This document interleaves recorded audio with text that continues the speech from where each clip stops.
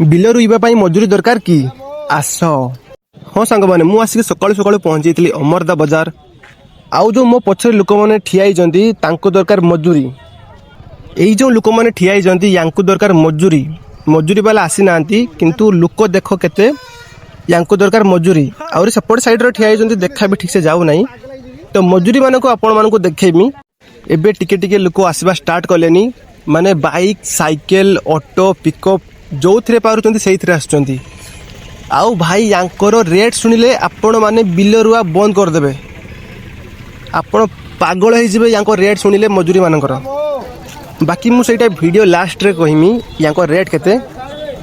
एबे आपण माने खाली लोक देखंतु भाई लोक एते अमरदा बाजार रे सकाळे खुंटा हाटर भी एते लोक नथिबे भाई। आपण लोक गणी सारी पारिबेनी। एटा जस्ट मु चाली चाली का वीडियो बनाऊँ जो फास्ट टू लास्ट जाए माने लोक जो देखेमी आपण गणी सारी पारिबेनी।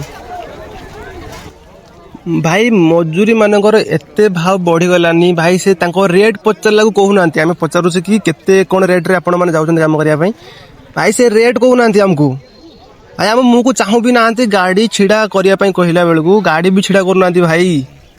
एते रेट भाई एते एटीट्यूड एते मतलब कि किस कहमी भाई।